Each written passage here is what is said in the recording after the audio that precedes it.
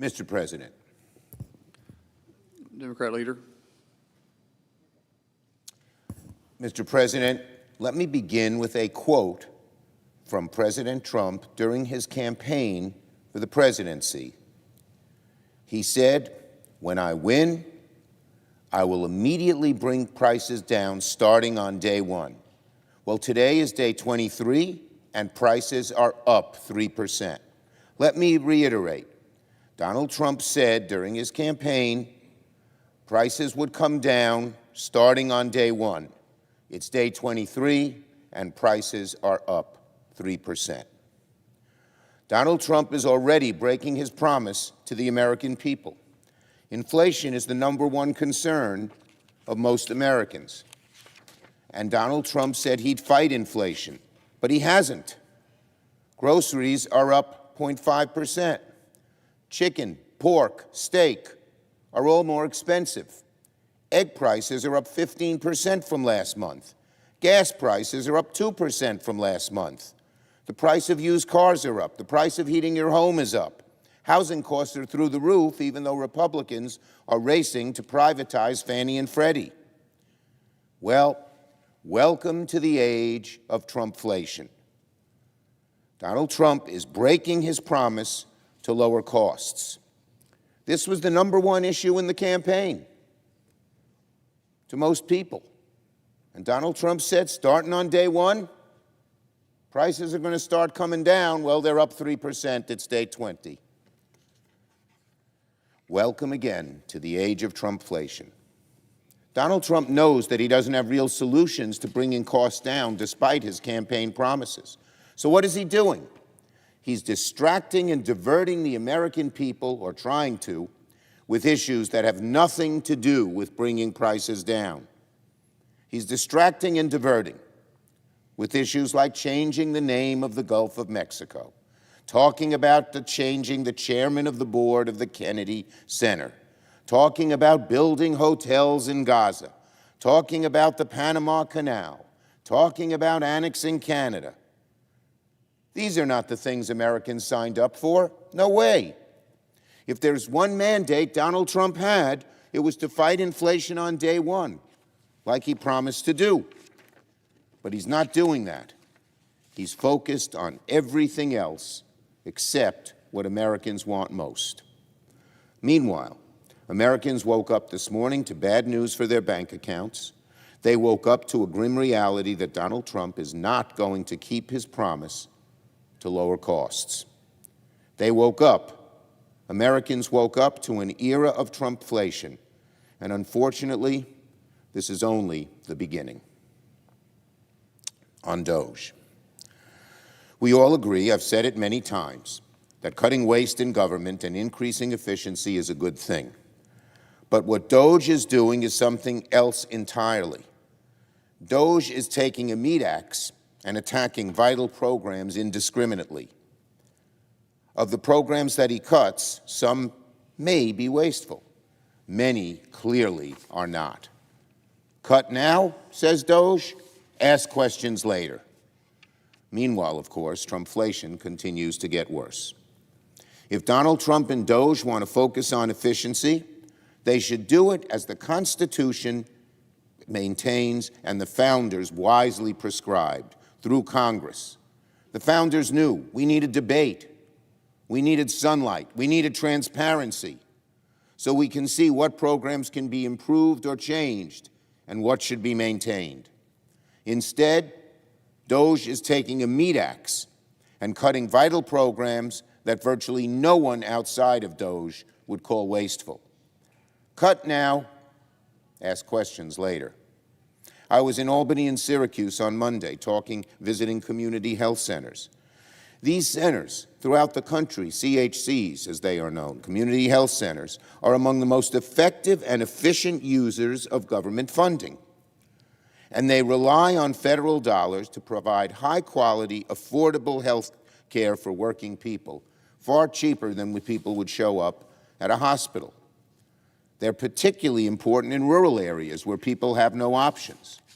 But many of these community health centers have had their funding cut temporarily, and too many are still unable to access funding. Some have even had to close. That means many working people suddenly have no option for high-quality, affordable health care near them. Is this DOGE's idea of cutting wasteful spending, taking among the most effective, efficient parts of the healthcare system that deliver costs to people that deliver health care to people who need help with lower cost? Cut it without asking a question, without examining what community health centers do? Meat axe. Meat axe, that's what they're doing. Or let's look at programs like PEPFAR in the AID program. Again, they want to cut the whole AID. But what about PEPFAR? Do people at DOGE even realize what PEPFAR does? It helps combat things like AIDS. It has saved 25 million lives. Other programs stop things like Ebola in Central Africa. If Ebola is left unchecked, it could one day spread to America, from Uganda to around the world today. There are flights from Kampala all over the world. So even if you oppose foreign aid on a policy ground, most people believe that PEPFAR and the programs fighting Ebola in Central Africa are effective and cost-effective and make us more secure. God forbid Ebola would spread to the United States. You want to see what government waste looks like? It doesn't look like those two programs. Thanks to DOGE, here's what government waste looks like that DOGE has created. Thanks to DOGE, $500 million in food assistance through USAID is sitting in ports and ships and warehouses unable to move. And so the bottom line is simple. If you want to make cuts, you have sunlight, transparency, debate in Congress, not lawlessness, not breaking the law because you feel, well, you know more than anybody else. Not by implementing cuts and asking questions later. It's a formula for disaster when you do things like that. These policies will hurt children, they'll hurt seniors, they'll hurt veterans, and so many other of our friends and neighbors. On reconciliation. Today, Senate Republicans' scheme to pass tax cuts for the ultra-rich takes the next important step. Later today, Chairman Graham of the Budget Committee will hold a markup of the Republicans' first reconciliation bill. Republicans claim that their bill will be fully paid for, but that means Republicans are laying the groundwork to gut things like nutrition assistance, funding for nursing homes, student debt support, and to kill clean energy jobs that employ Americans in red and blue states alike. There's been so much focus on how Republicans are going to pass their signature bills. Should it be one bill? Should it be two bills? At the end of the day, talking about process is a sideshow. This one bills, two bills, or 100 bills is meaningless. What they're trying to do is give tax cuts to the very wealthy, further tax cuts to the very wealthy, who are doing just fine. And they're hurting average Americans by cutting programs, again, meat axe, slashing across the board to do it. They could carve up their bill, they could carve up one bill, two bills, five bills, as I said, it doesn't matter. They could carve it up in their agenda however they want. They could change the order of policies they tackle first. But the end game does not change. This is all about clearing the path to cutting taxes for billionaires and making the American people foot the bill. The whole thing, the whole big enterprise is aimed with one goal in mind: tax cuts for the wealthiest Americans, large tax cuts for the wealthiest Americans, who, as I said, they're doing fine. Not as fine as the average American who just saw their inflation go up 3%. Plain and simple, again, what is their plan? Funnel more wealth to the ultra-wealthy while slashing everything else to the bone. Cutting Medicare and Medicaid, yanking school lunches from kids, blocking prescription drug reforms which make drugs cheaper for the average American, cutting funding for cancer research, one of the most popular things we do, cutting research for semiconductor manufacturing, letting China get ahead of us.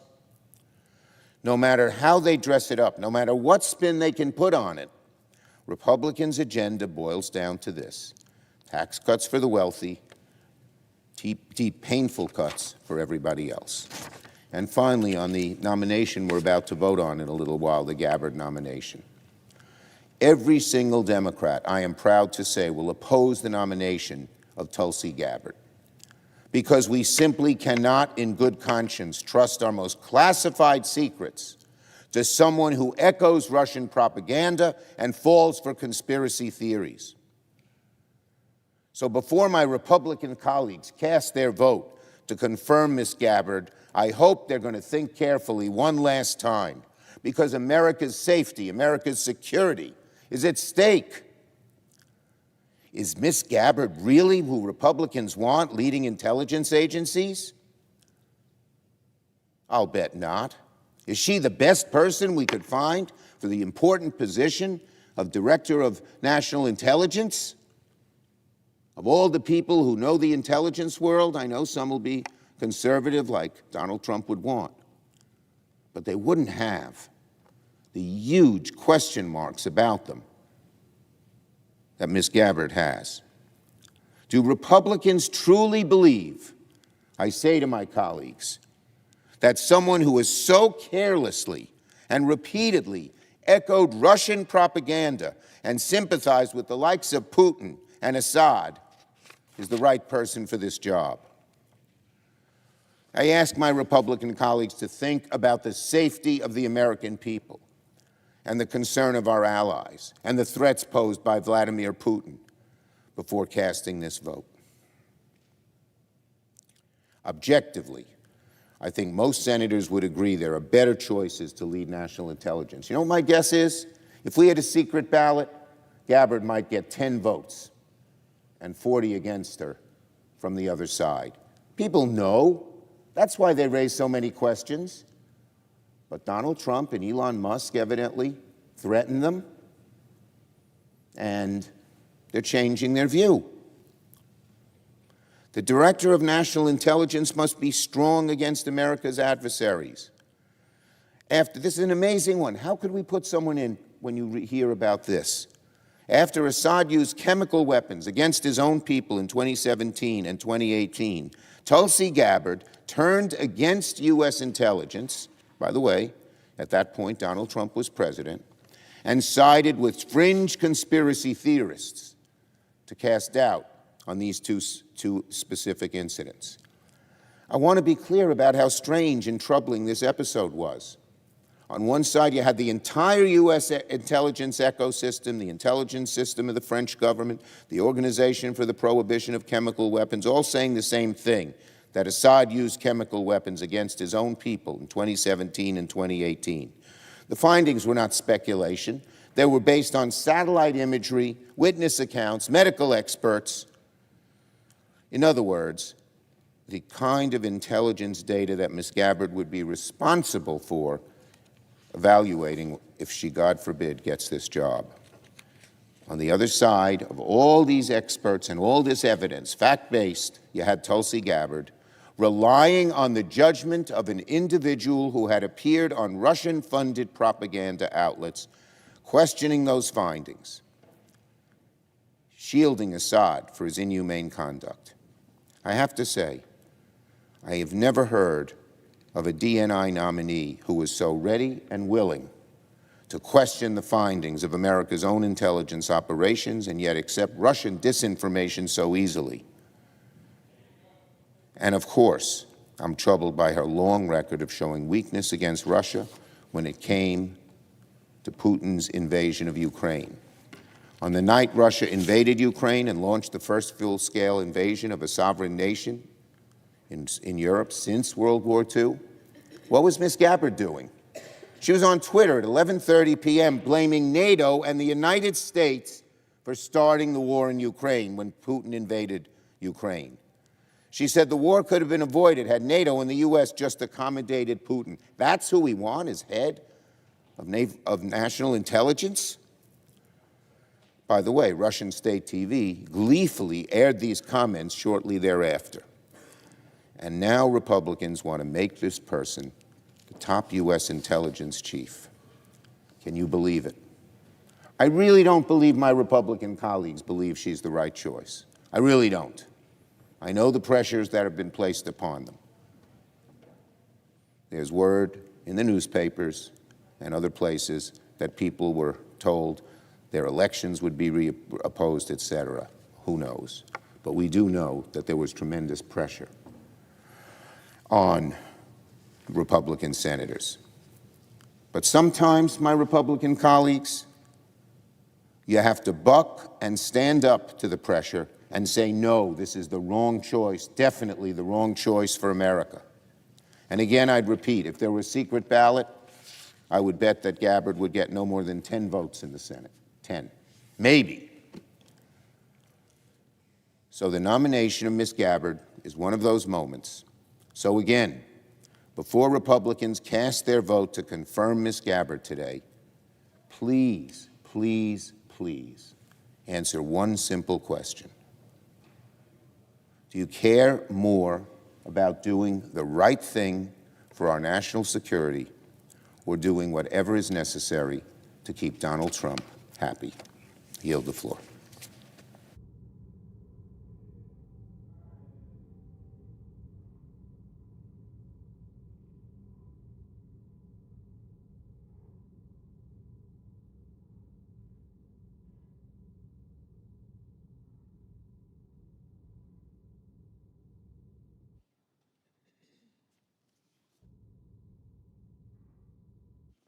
President. Majority Whip. Thank you, Mr. President. Mr. President, I just heard the minority leader, the senior senator from New York, Senator Schumer, on this floor talking about today's consumer price index data.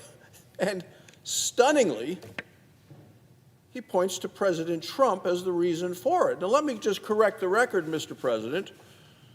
The price data that Senator Schumer is complaining about is from the final days of the Joe Biden administration.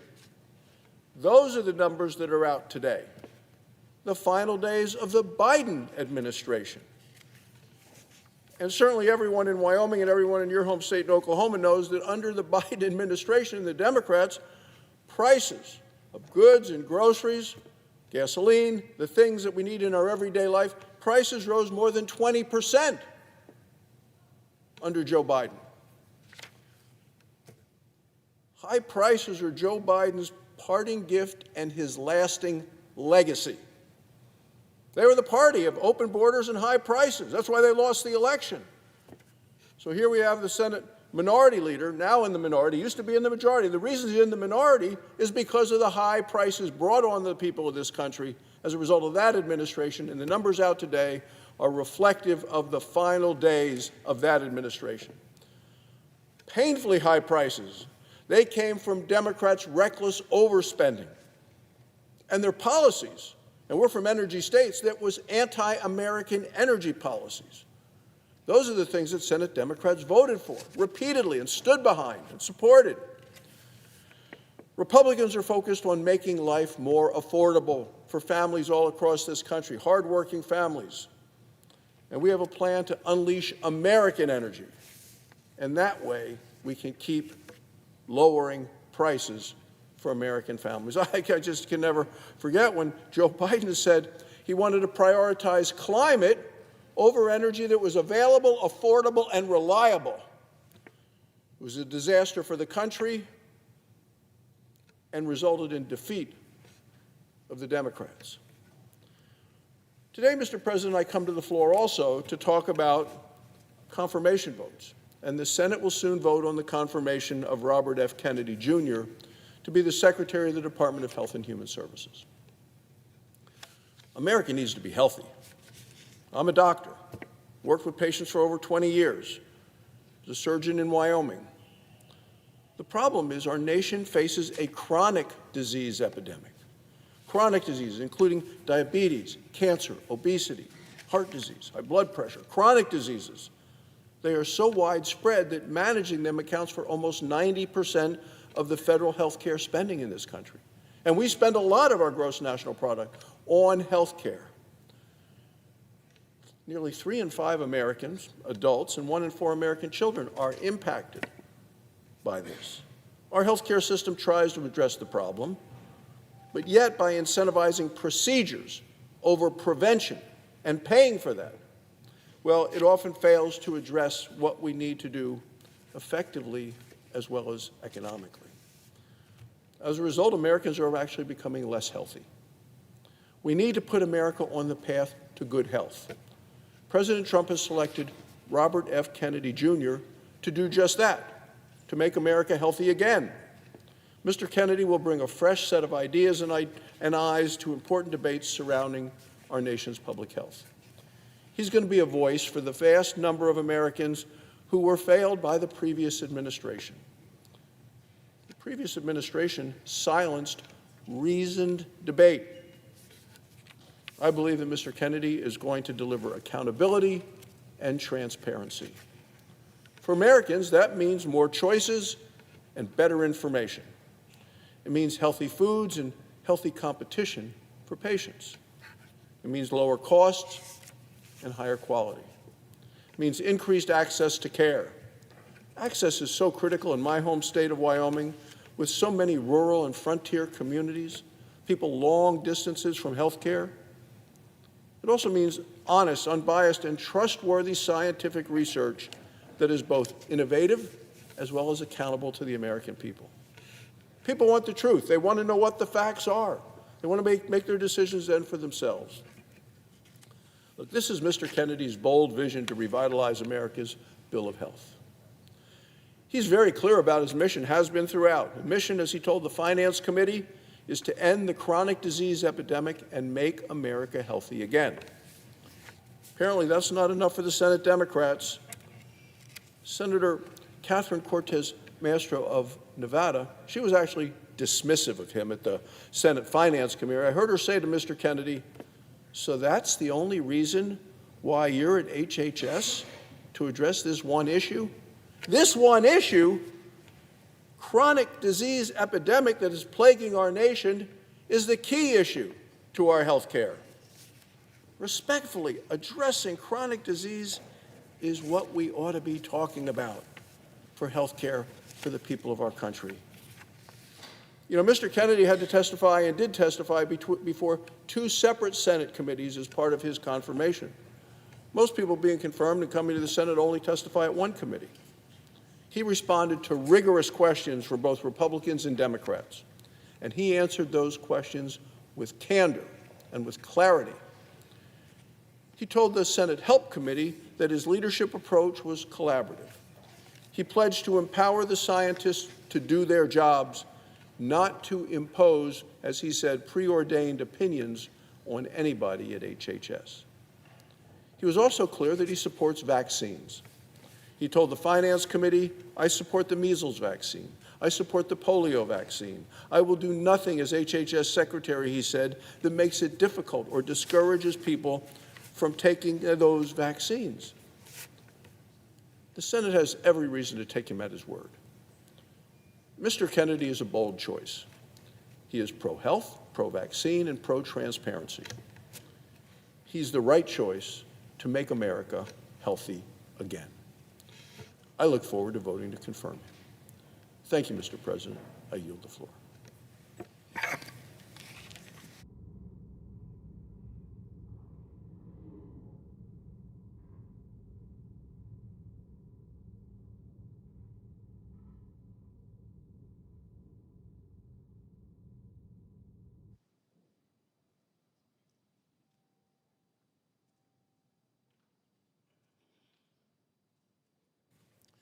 Mr. President, Senator from Virginia. I ask unanimous consent that I be permitted to speak for 6 minutes, followed by Senator Wyden for 5 minutes, Senator Crapo for 5 minutes, and Senator Schumer for 2 minutes prior to the scheduled vote.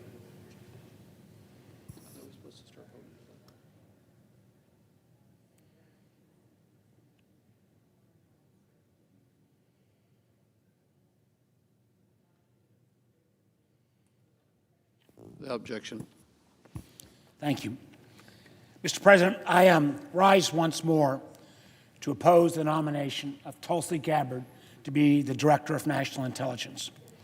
As I've said repeatedly, I have great respect for Ms. Gabbard's over 20 years of service to our nation, both in and out of uniform. I am, however, profoundly worried that she lacks the qualifications or judgments to be DNI. The job of the director must also represent the tens of thousands of intelligence professionals who around the world often toil in anonymity. They serve as America's first line of defense against terrorists, transnational criminals, and adversarial nations who wish to do us harm. And she must also represent America to our allies as a trustworthy partner. Unfortunately, through her own words and actions, Ms. Gabbard has demonstrated she is not up to the task. She took the word of Syrian dictator Bashar al-Assad against the assessments of our own Department of Defense, State Department, and intelligence community when she claimed that, and when she denied that Assad used chemical weapons against his own people. She knowingly met with a Syrian cleric who was vocally threatened to conduct serial bomb attacks against the United States.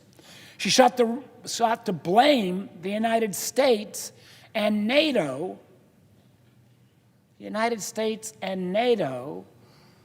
for Putin's illegal invasion of Ukraine. She publicly praised and defended Edward Snowden when he compromised our nation's most sensitive collection sources and methods, then ran off to hide in China and Russia. Those compromises put at risk not only our intelligence, but our men and women in uniform in places like Iraq and Afghanistan. And just last week, even with repeated inquiries from her Republican colleagues, she refused to call Snowden a traitor. Now, speaking of China, when asked about TikTok at her confirmation hearing, she refused to acknowledge the threat posed by China owning a social media company that reaches 170 million Americans. And all the way up until she was nominated to be DNI, she publicly advocated for the wholesale elimination of FISA 702. 702 is a tool that we use actively in the intelligence domain, a tool that contributes literally 60% of the information that makes up the president's daily brief. That daily brief, which will also fall under her responsibility, should be confirmed.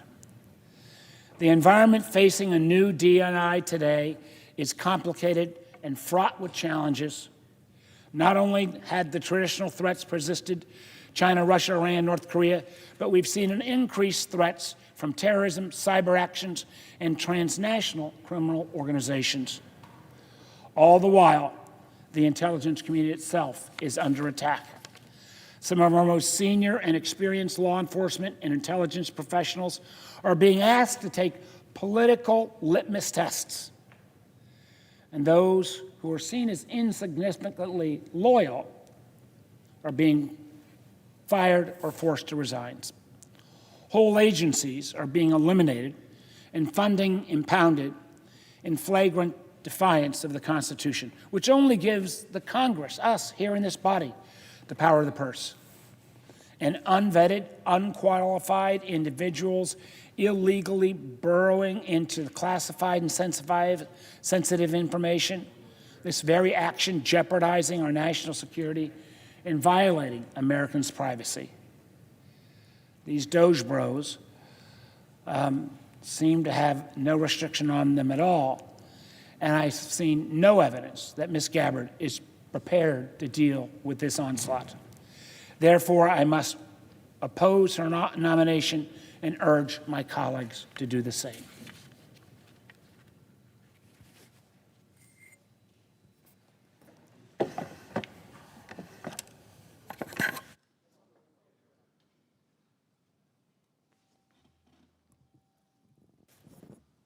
Mr. President. Senator from Idaho. Thank you, Mr. President. In a moment, the Senate will proceed to a cloture vote on the nomination of Robert F. Kennedy Jr. to be Secretary of the U.S. Department of Health and Human Services. I rise to encourage my colleagues to support this motion.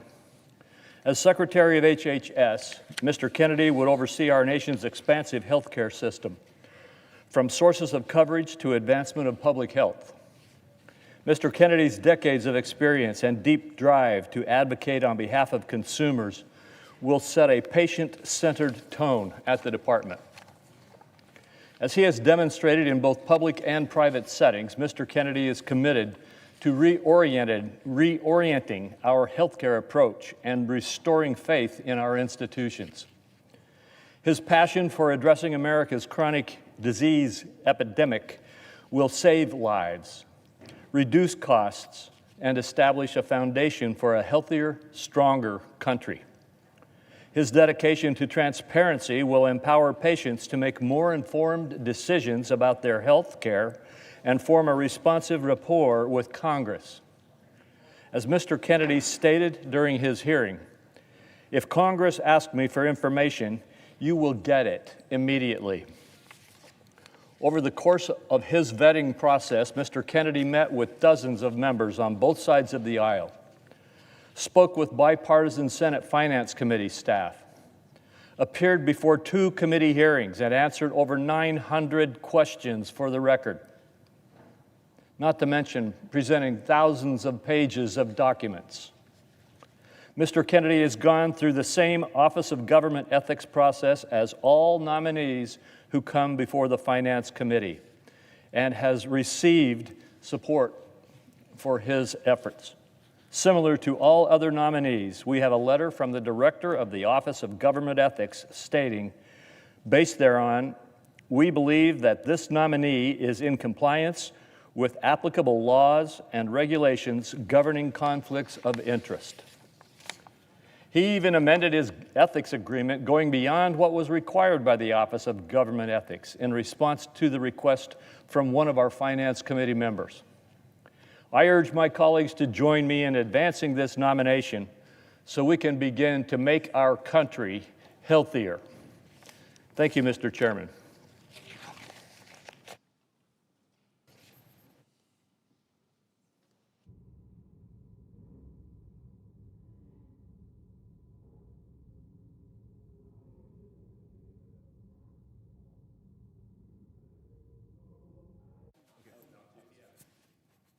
Should I do it or not?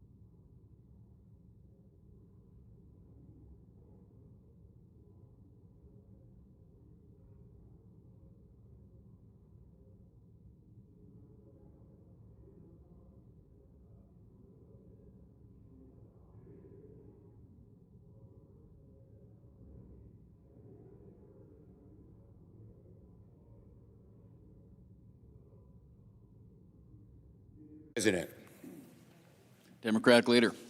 I know I spoke a little while ago on Tulsi Gabbard, but I feel so strongly I just wanted to make one last plea to my Republican colleagues. In a moment, the Senate will vote to confirm Tulsi Gabbard as the next Director of National Intelligence. every single Democrat, I am really proud to say, will oppose this awful nomination because we simply cannot, in good conscience, trust our most classified secrets to someone who echoes Russian propaganda and falls for conspiracy theories. It's hard to believe, of all the talented and capable people, that this is the person nominated. It's a person who has said things like the Ukraine invasion was caused by the United States, not by Putin. It's somebody who has denied Assad's use of chemical weapons despite all of the intelligence. It's someone who echoes Russian propaganda and falls for crazy conspiracy theories. I'd say to my Republican colleagues, please think once again about this nomination. This endangers our security. And my guess is, if a secret ballot were cast on Tulsi Gabbard, maybe she'd get 10 votes. You all know how bad she is. And so I know that people feel they want to please the president in his nomination.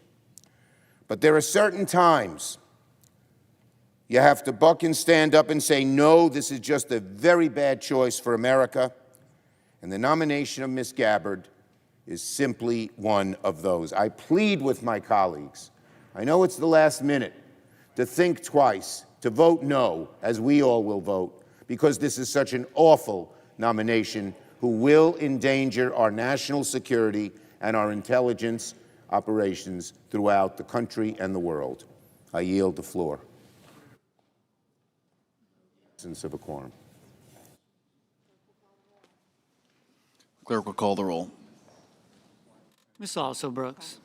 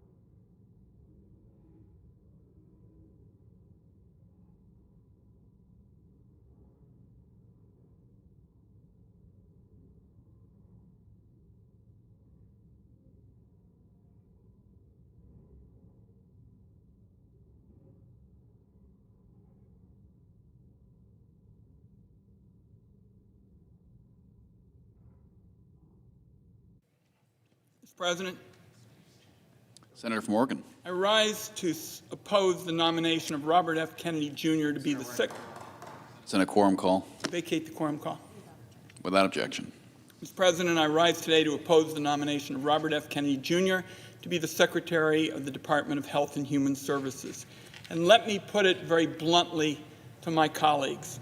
A vote for Robert Kennedy for this position is a vote for a sicker America. And there's irony in that judgment, considering Mr. Kennedy is the figurehead of a mass movement known as Make America Healthy Again. But on issue after issue, Mr. Kennedy refused to stand up for policies that will keep Americans healthy and out of the hospital. From vaccines to affordable health insurance to lower drug prices to women's reproductive health care, Mr. Kennedy, through several hearings, ducked and dodged and weaved instead of answering the basic questions that came from senators of both parties.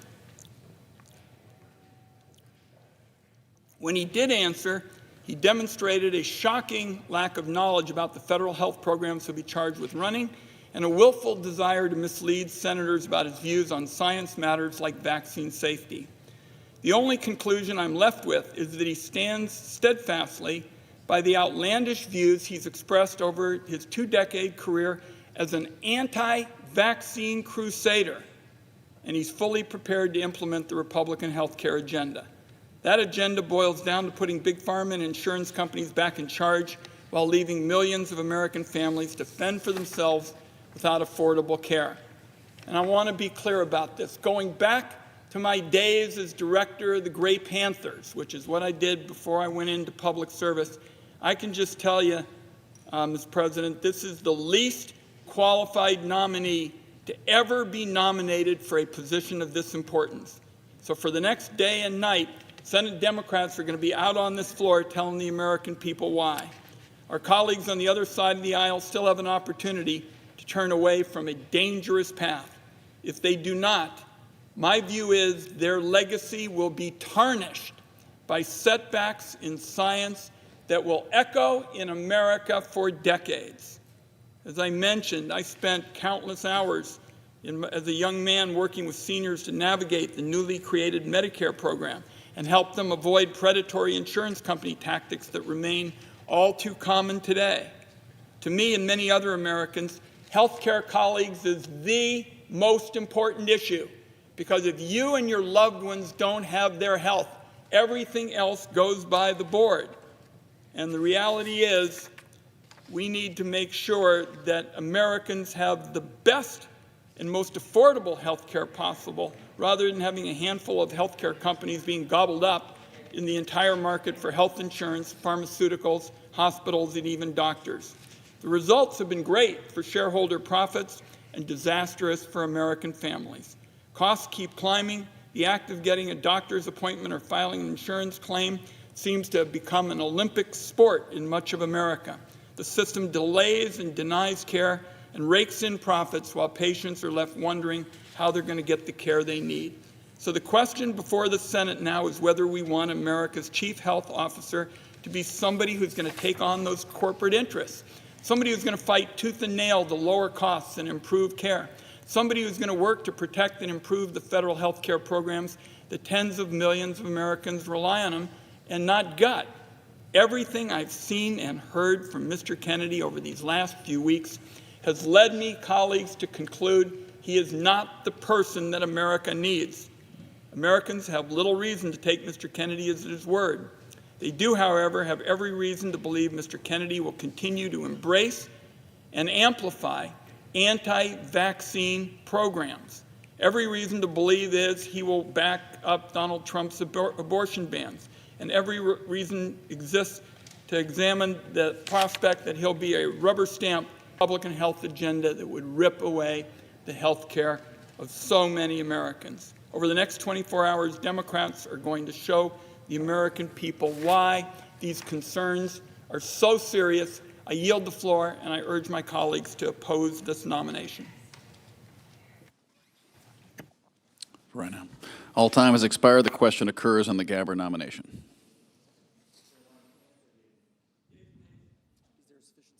Is there a sufficient second? There appears to be. Clerk will call the roll. Ms. Also Brooks, Ms. Baldwin, Mr. Banks, Mr. Barrasso.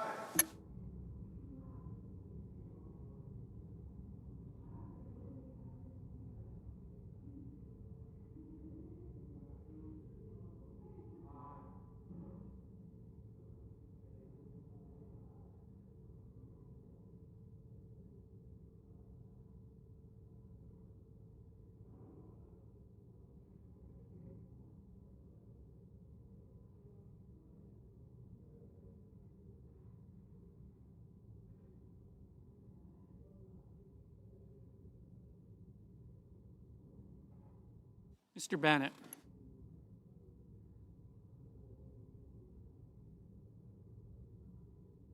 Mrs. Blackburn.